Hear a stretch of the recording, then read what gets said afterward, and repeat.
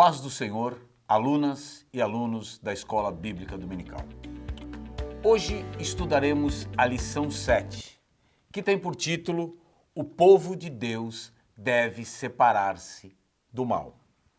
O texto áureo está em 2 Coríntios, capítulo 6, versículo 17, texto que nós vamos explorar ao final dessa aula, que diz assim: Pelo que saí do meio deles, e apartai-vos, diz o Senhor, e não toqueis nada imundo, e eu vos receberei. A verdade prática, que é o resumo daquilo que a gente deve praticar depois dessa aula, diz: o mundanismo na igreja corrompe os bons costumes e extingue a santidade.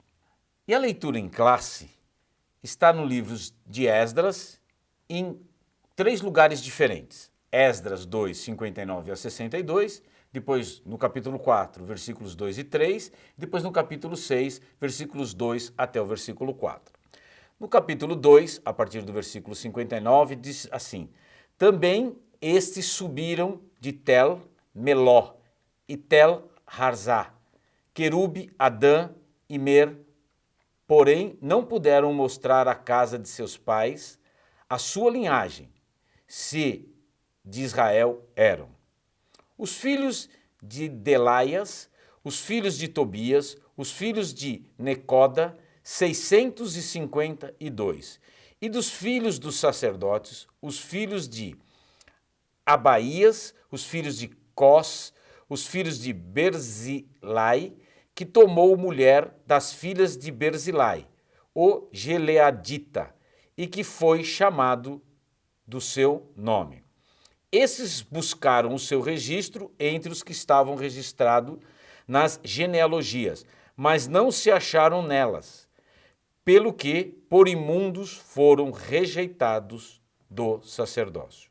No capítulo 4, a partir do versículo 2, diz assim: Chegaram-se a Zorobabel e aos chefes dos pais e disseram-lhes: Deixai-nos edificar convosco, porque, como vós, buscaremos o vosso Deus, como também já lhe sacrificamos desde os dias de Esar-Adom, rei da Assíria, que nos mandou vir para aqui.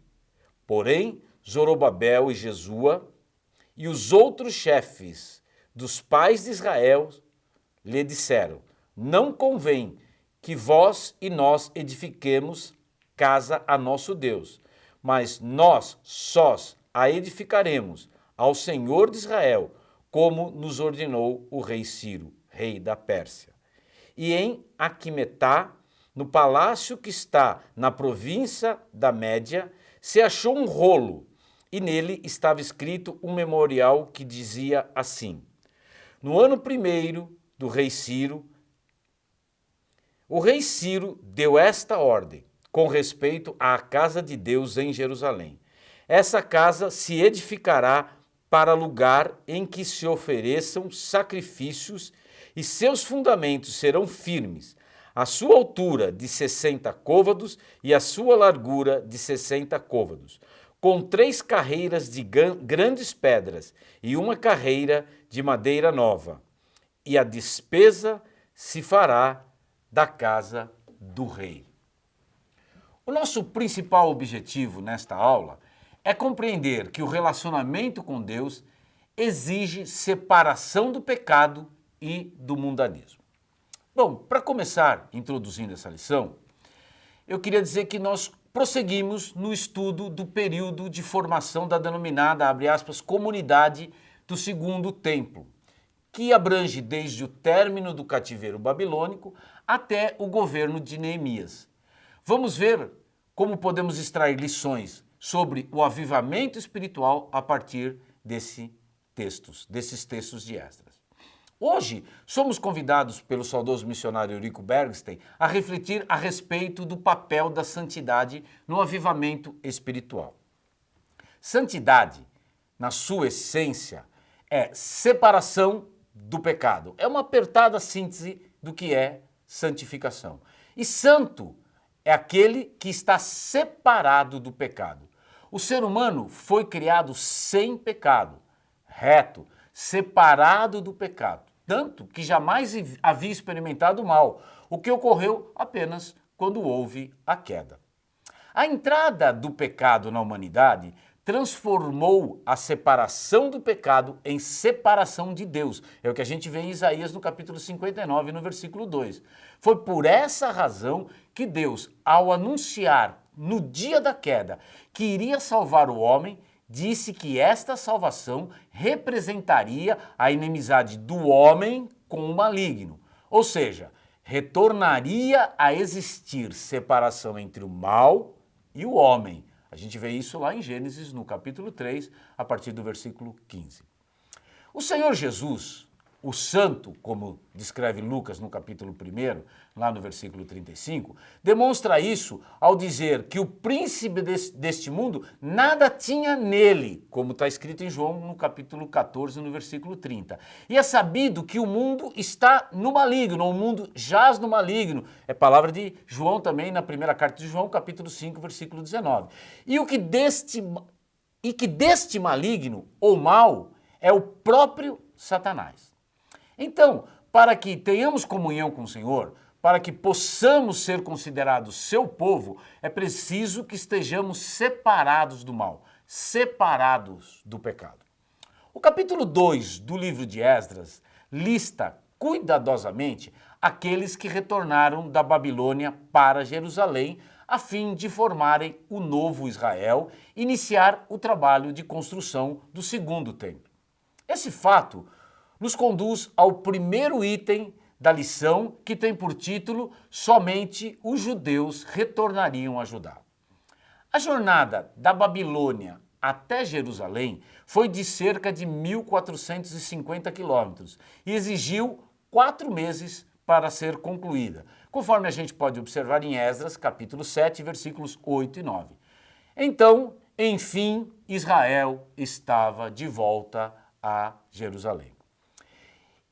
E quem foi para Judá ou Jerusalém? Para isto, foi feita uma lista que era formada por 6 partes e que havemos, como disse, no capítulo 2 do livro de Esdras.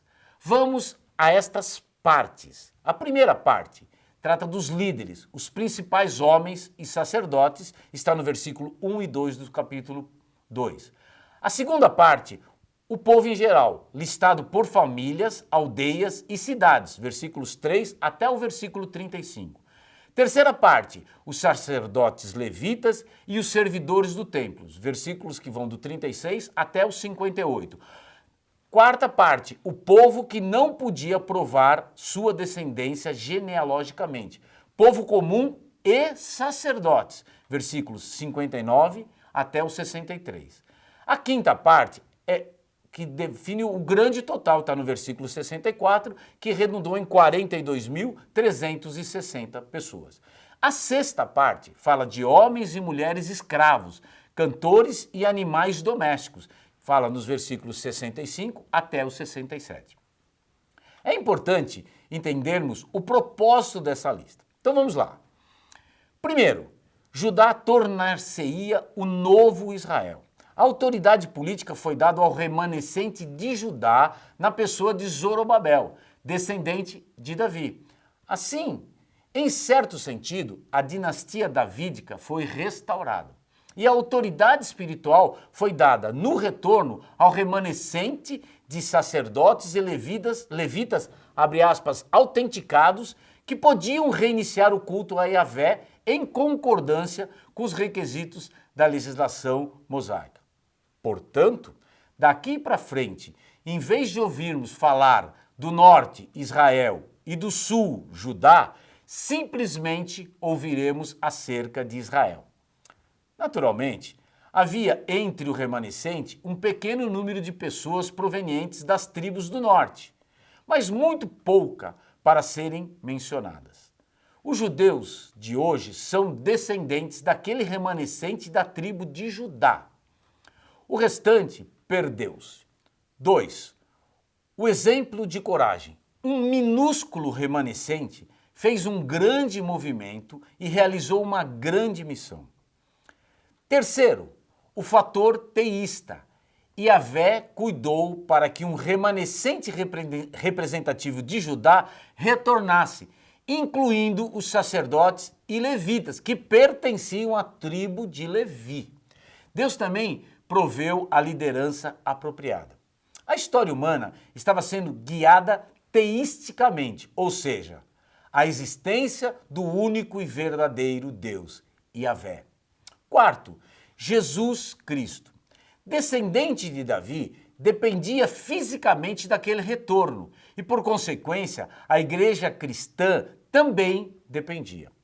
Quinto, embora tal lista de nomes e de localizações pareça algo desnecessário para alguns leitores modernos, teria sido de grande encorajamento para os leitores originais que viam evidências de que as suas próprias famílias e cidades estavam representadas. Em sua maior parte, os hebreus mostravam-se muito cuidadosos com seus registros genealógicos. Mas, na tempestade do cativeiro babilônico, algumas famílias perderam os seus registros. Talvez alguns poucos judeus descuidados nunca os tivessem mantido em ordem. Isso só poderia resultar em registros maus na cultura dos hebreus. Os judeus de sangue puro eram chamados de manjares finos, entre aspas, mas os outros eram chamados de massa misturada, também entre aspas. Houve um total de 652 pessoas que voltaram à Palestina, às quais faltava a autenticação genealógica.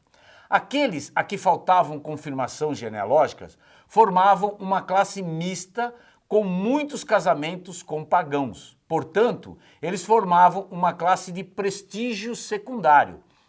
O próprio texto da lição, no capítulo 2, versículo 59, que nós lemos no início da lição, está falando sobre essa gente da massa misturada, ou seja, os ilegítimos, aquele cujos pais ou cujas mães eram pagãos, embora tivessem parte da descendência hebreia. Os leigos duvidosos tiveram permissão de viver em comunidades hebreias de Judá. Mas os sacerdotes duvidosos apresentavam outro problema. De fato, eles não podiam participar das funções sacerdotais, por zelo da liderança de que eles pudessem contaminar ou poluir o culto sagrado. A gente vê isso no versículo 62. Os sacerdotes duvidosos não tinham o direito de participar dos sacrifícios nem do sustento alimentar da casta sacerdotal, está lá no versículo 63. Portanto, ter sido excluído do sacerdócio não era degradante apenas social e espiritualmente, mas também envolvia um prejuízo financeiro. O pobre sacerdote teria de sair do ministério e conseguir um emprego secular para sustentar a sua família. Dando prosseguimento ao estudo de hoje, vamos ao item 2, intitulado Os judeus não aceitaram a ajuda dos samaritanos. Para melhor compreensão do contexto dessa lição, é importante que saibamos quem eram os samaritanos. O cativeiro assírio não chegou a esvaziar de modo absoluto o norte, as 10 tribos e seus habitantes. Os assírios, tendo em vista um costume antigo, importavam gente para o lugar e assim o poluíram com muitas raças pagãs. Os hebreus, que tinham sido deixados na terra, misturaram-se por casamento com essa variedade de pagãos que foram para ali enviados, e o resultado foram os samaritanos. Como destaca o comentarista, posteriormente o rei da Síria enviou-lhes um sacerdote dos israelitas para ensinar ao povo da terra o temor a Deus. Assim, os samaritanos temiam ao Senhor, mas também serviam aos seus deuses. Aceitaram o ensino do sacerdote israelita, mas não deixaram a idolatria. Esses novos habitantes, a massa misturada, conforme os rabinos passaram a chamar, ocasionalmente, como vimos, preservavam o iavismo e até cooperavam com o sul quanto aos festivais religiosos. Em outras ocasiões, os samaritanos mostravam-se simplesmente pagãos. Muitos eram hostis para com o sul e muitos permaneceram hostis contra os que retornaram do cativeiro babilônico. Dá uma olhadinha em 2 Crônicas, no capítulo 30, versículo 1, capítulo 34, versículo 9, e 2 Reis 17, 24 até o 41, quanto aos sobreviventes do norte e a origem dos samaritanos. É bem esclarecedor. Os samaritanos, na verdade, invejaram os judeus. Antes dos judeus chegarem a Jerusalém, os samaritanos tinham uma certa liderança na região. Quando os judeus chegaram e começaram a santificar ao único Deus verdadeiro e a adorá-lo, então a atenção dos habitantes da região passou para os judeus e os samaritanos perderam a sua posição privilegiada e se encheram de inveja. Os samaritanos, que eram os povos da terra, aquela massa misturada, parte hebreia, parte pagã, ofereceram cooperação com os judeus para construir o templo de Jerusalém. Mas Zorobabel não desejava a ajuda daquele tipo de gente. Isso levaria pessoas essencialmente pagãs ao local da construção, o que poluiria, entre aspas, a obra, tornando-a imunda. Os samaritanos imaginaram que, se conseguissem associar-se aos judeus, gozariam do mesmo prestígio que esse. Quando os judeus não aceitaram nada da parte dos samaritanos, o ódio velado transformou-se em inimizade declarada. Os samaritanos foram absolutamente rejeitados com palavras duras. Zorobabel nem ao menos queria discutir o caso. A regra de judeus somente foi posta em evidente destaque. Foi assim que os judeus e os samaritanos se tornaram inimigo, e isso nunca deixou de ser um fato enquanto existiram as duas raças. Na verdade, os samaritanos estabeleceram uma adoração rival e tiveram o seu próprio Pentateuco. Além de outros argumentos que Zorobabel provavelmente apresentou, ele lembrou aos samaritanos que a autoridade legal da parte de Ciro foi dada aos judeus e ele não cria que incluir outros arbitrariamente no projeto fosse algo que os oficiais persas aceitariam. Veja o capítulo 17 de 2 Reis, que fornece razões para essa atitude intolerante. Em toda a história narrada na Bíblia, vemos que Deus exige santidade do seu povo. Esse é exatamente o título do item 3 da lição. O comentarista da lição demonstra que Deus, para manifestar-se no meio do seu povo, exige plena santidade. Deus espera que seu povo esteja sempre em comunhão com ele e vivendo separado do mal. Vamos aos exemplos trazidos pelo missionário Eurico Bernstein. Primeiro exemplo, retornando do cativeiro, Israel separou-se do mal. Dá uma olhadinha em 2 Coríntios, capítulo 6, versículos 17 e capítulo 7, versículo 1. A gente vai explorar depois esse texto mais no final. Por isso, a bênção de Deus os acompanhou e eles conseguiram concluir a construção do templo, reconheceram que Deus fizera essa obra, está lá em Neemias, no capítulo 6, versículo 16. O segundo exemplo trazido pelo comentarista é quando Josué se preparou para passar o Jordão, ele disse ao povo: santificai-vos, porque amanhã fará o Senhor maravilhas no meio de vós, está lá no capítulo 3, versículo 5. O terceiro exemplo, o anjo do Senhor visita o acampamento israelita antes de iniciar a conquista de Canaã. Josué recebeu a visita de um anjo. Josué então lhe perguntou: o que diz meu senhor ao seu servo? E a resposta que recebeu foi: descalça os sapatos dos teus pés, porque o lugar em que estás é santo. Josué capítulo 5, versículo 13 até o versículo 15. O quarto exemplo é quando Israel é derrotado pela pequena cidade de Ai. Quando Josué, com o rosto em terra, perguntou ao Senhor o porquê daquela derrota, o Senhor respondeu: santificai-vos para amanhã. Anátema há no meio de vós, Israel. Diante dos vossos inimigos não podereis suster-vos, até que tireis o anátema do meio de vós. Josué no capítulo 7, versículos 11 até o versículo 13. O pecado descoberto foi tirado, foi desarraigado, então o Senhor disse a Josué: levanta-te e sobe a Ai. Olha que te tenho dado na tua mão o rei de Ai. e seu povo, e a sua cidade, e a sua terra. Lá no capítulo 8 de Josué a gente vê isso escrito.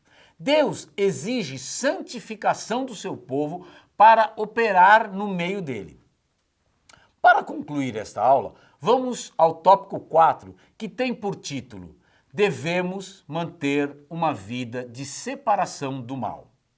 Esse tema é mais atual do que muita gente desejaria. Muitos gostam das bênçãos do Velho Testamento, mas esquecem que toda bênção é consequência do nosso compromisso com a palavra de Deus e de termos uma vida separada do mundo e voltada ao Senhor, tanto no Antigo Testamento como no Novo Testamento. Todas as nossas atitudes e decisões têm consequências eternas. Todas as nossas atitudes e decisões têm consequências eternas. Repito, mas parece que as pessoas preferem o evangelho da fantasia, do exclusivo vem a mim. Que santidade não é exigida na dispensação da graça, mas isso é um grande engano.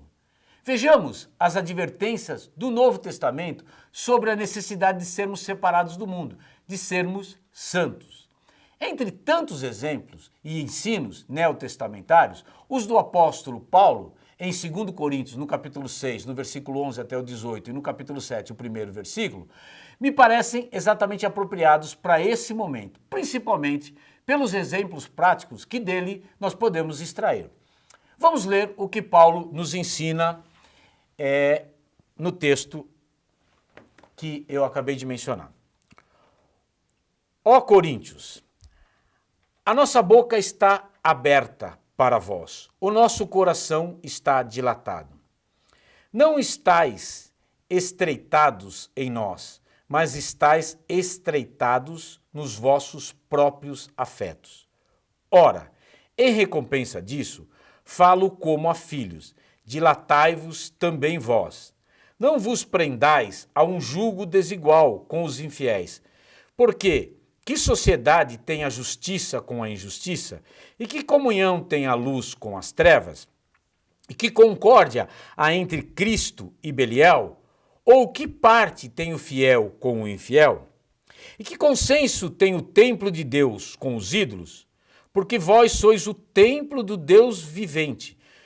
Como Deus disse, neles habitarei e entre eles andarei. E eu serei o seu Deus, e eles serão o meu povo. Pelo que saí do meio deles, e apartai-vos, diz o Senhor, e não toqueis nada imundo, e eu vos receberei. E eu serei para vós pai, e vós sereis para mim filhos e filhas, diz o Senhor Todo-Poderoso. O primeiro versículo do capítulo 7 diz assim: Ora, amados, pois que temos tais promessas, purifiquemo-nos de toda a imundícia da carne e do espírito, aperfeiçoando a santificação no temor de Deus.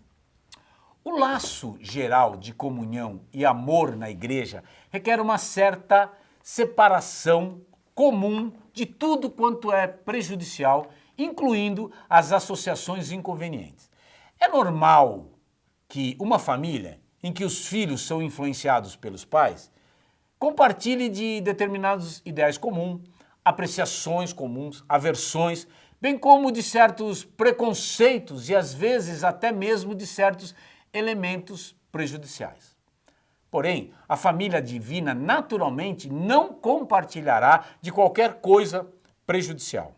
Mas o apóstolo dos gentios espera que os seus membros tivessem um alicerce comum no que diz respeito ao mal, no que tange às associações comprometedoras. O versículo 18 desse capítulo reitera o conceito de paternidade de Deus, bem como as exigências a nós impostas no tocante a essa particularidade. Contudo, ainda outros motivos de separação do mal, no caso do crente, são ventilados e que precisamos saber e fazer distinção. A partir do texto lido, pelo menos outras 9 situações práticas saltam à nossa frente. Primeira, existe uma distinção natural sobre bases morais entre o crente e o incrédulo. Vê o versículo 13 que nós acabamos de ler. Segundo, o crente representa certo aspecto da justiça de Deus, a implantação da natureza moral divina, o que o incrédulo não possui. Por isso mesmo, certas formas de associação com os incrédulos podem corromper a expressão de justiça dos crentes. Veja isso no versículo 14. Terceiro, o crente representa a luz, mas o incrédulo representa as trevas. Algumas formas de associação com os incrédulos podem empanar a luz da glória do Senhor Jesus na vida dos crentes. Quarto, há certas modalidades de associações que requerem sociedade, comunhão íntima. Um crente não pode estabelecer tais associações com incrédulos, porquanto não existe base firme para a comunhão necessária a tais relações. Ver novamente o versículo 14. O crente e o incrédulo, no item 5, são representantes de reinos diferentes e opostos um ao outro, impossíveis de serem reconciliados. Portanto, não podem associar-se com certa intimidade sem provocar um grande conflito. O versículo 15 deixa isso claro. Sexto, os crentes em Cristo não podem concordar sobre as questões mais importantes da fé com os incrédulos, os quais não receberam e nem respeitam Jesus de Nazaré como seu cabeça-fonte. Por esse motivo, não pode associar-se muito intimamente em empreendimento algum. Ver novamente o versículo 15. 7. A comunhão entre o crente e o Espírito de Deus é tão íntima que o Senhor faz do crente um templo seu. Habita o Espírito Santo nos crentes individualmente, como aqueles que pertencem a Cristo, e coletivamente como igreja. Portanto, um crente não pode ter qualquer conexão com a idolatria, em nenhuma das suas variadas formas, de modo a reconhecer poderes e influências estranhas de natureza religiosa. A presença permanente do Espírito do Senhor requer santidade que não pode ser mantida se o crente insistir em suas associações más. O templo de Deus é corrompido por essas associações íntimas com incrédulos. Ver o versículo 16. Oitavo, o crente faz parte do povo de Deus. Isso fala sobre possessão de direitos diversos. Não pertencemos a nós mesmos, mas antes fomos comprados por grande preço, e isso requer uma conduta agradável ao proprietário dos templos, que são os remidos. Ver novamente o versículo 16, mas ver também 1 Coríntios capítulo 6, versículo 19 e 20, que fala sobre o mesmo tema ainda mais diretamente. E nono, há uma promessa de serem recebidos em comunhão especial com o Senhor aqueles crentes que se separam, que fogem de ter associações comprometedoras com o mundo. Ver o versículo 17. A paternidade de Deus para com os seus filhos exige essa separação. Os membros da família santa têm um alto padrão a ser mantido, como a gente vê no versículo 18. O versículo-chave desse ensino de Paulo está no versículo 14, de 2 Coríntios capítulo 6, que diz o seguinte: não vos prendais a um jugo desigual com os infiéis, pois que sociedade tem a justiça com a injustiça e que comunhão tem a luz com as trevas? Paulo não diz aqui que os crentes não podem associar-se aos incrédulos. Alguns dos membros da igreja de Coríntios haviam compreendido algumas instruções apostólicas sobre essa luz, conforme se vê em 1 Coríntios, no capítulo 5, versículo 10 e seguintes. Paulo os avisa a não manterem companhia com os fornicários ou pessoas imorais. Contudo, ele certamente não indicava os incrédulos, porque, nesse caso, seria virtualmente necessário aos crentes saírem do próprio mundo, porquanto quase todos os habitantes desse mundo se fazem culpados de alguma forma de algum pecado moral. Pelo contrário, se alguém que se diz crente torna-se culpado dessas formas de pecado, deve ser excluído da comunhão pública e particular pelos demais crentes, a fim de que aprenda a seriedade do pecado e, finalmente, chegue ao arrependimento. Vê-se, portanto, que Paulo não proibia a associação dos crentes com os incrédulos em muitíssimas outras coisas, já que tal separação seria absolutamente impossível. No entanto, condenou certas relações íntimas. Vou repetir, condenou certas relações íntimas. Isso porque tais relações trazem sérias implicações que acabam nos afastando de Deus. Vamos falar mais concretamente sobre isso. Primeira, o matrimônio. Essa associação é por demais íntima, pelo que também ela exige intensa cooperação e comunhão de parte de ambos os cônjuges, sendo ideal uma relação harmoniosa e produtiva e, sobretudo, do ponto de vista espiritual. Mas esse ideal é impossível no caso de casamentos mistos, isso é, de pessoas de convicções religiosas diferentes, como se dá no caso de crentes e incrédulos. 2. Talvez sociedades comerciais mais íntimas devam ser evitadas entre os crentes e os incrédulos. 3. Certamente que qualquer companheirismo religioso íntimo no seio da igreja cristã não pode ser mantido entre um crente e um incrédulo. Isso se aplica tanto no âmbito da igreja local como no terreno das denominações e convenções.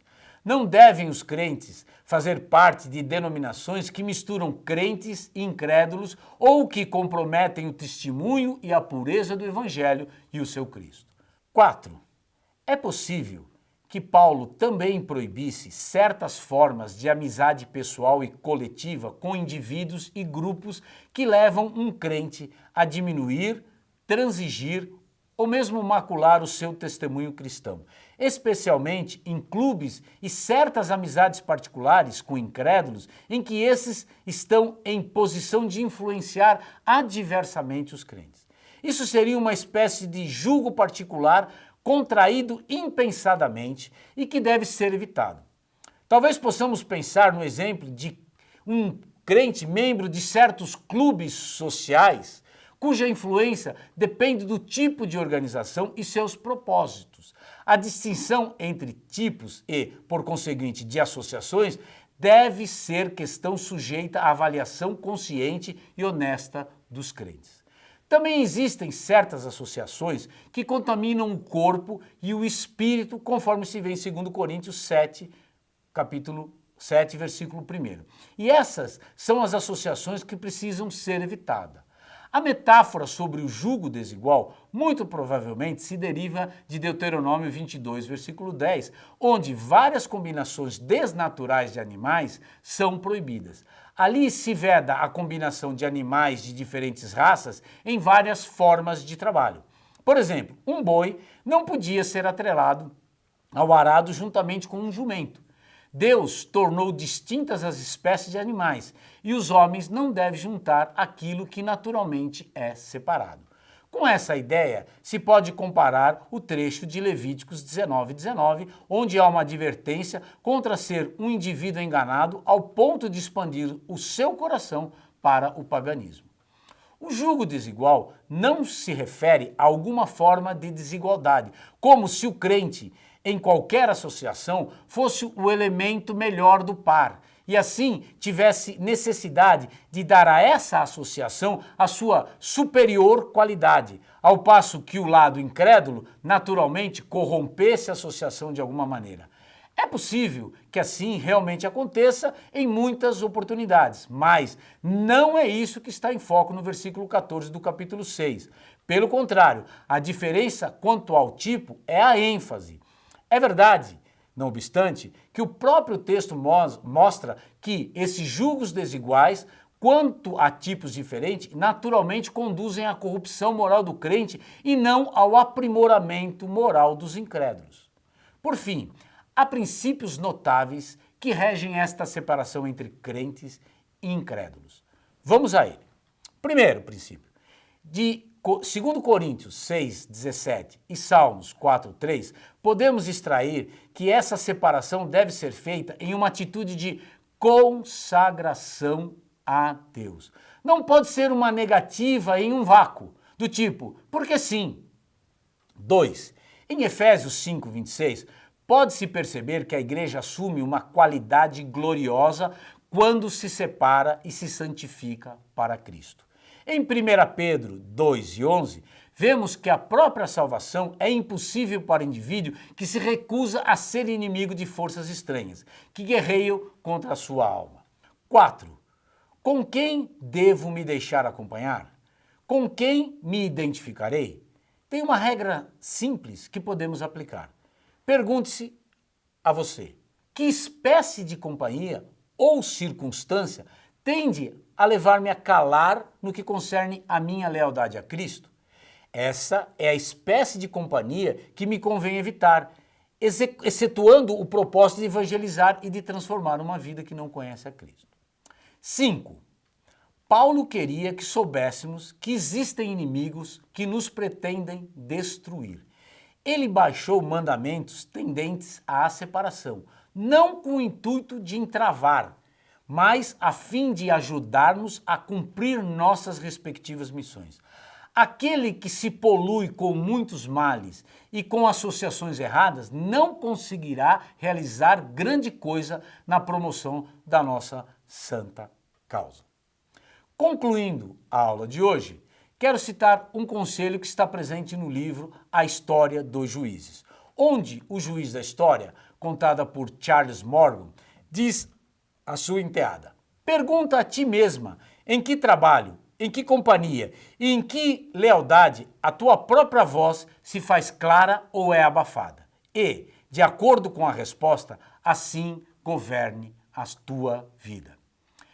Nessa passagem de Paulo aos Coríntios, há 5 indagações, 4 delas organizadas em pares, destacando como contraditório é a vinculação do crente com os incrédulos, o que é prejudicial para a expressão e o desenvolvimento do cristão. Relembrando, 1.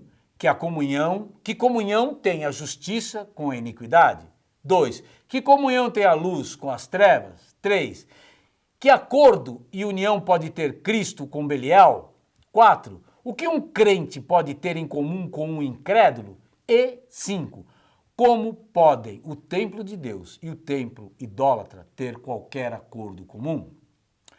Purifiquemos. Não é uma referência ao batismo cristão, e sim à purificação espiritual diária que os crentes devem experimentar, como a gente vê em João no capítulo 13, versículo 10, que diz exatamente o seguinte: aperfeiçoando a santificação. Purifiquemo-nos, presente no versículo 1 de 2 Coríntios 7, indica que o crescimento em santidade não é opcional. Vou repetir, o crescimento em santidade não é opcional. Os crentes devem se tornar maduros e semelhantes a Cristo o quanto puderem nesta vida. Mas essa obra só será concluída no dia de Cristo, como vemos em Filipenses 1 e 6. Por fim, é impossível deixar de citar Hebreus 12:14, que reforça a santificação como uma necessidade imperativa, não como uma opção. Diz exatamente o seguinte, o texto bem conhecido: segui a paz com todos e a santificação, sem a qual ninguém verá o Senhor. Que o nosso bom Deus lhe abençoe em Cristo Jesus. Compartilhe essa aula com seus amigos crentes e incrédulos, para que a palavra de Deus seja propagada cada dia mais. Uma semana abençoada para você e a sua família em Cristo Jesus.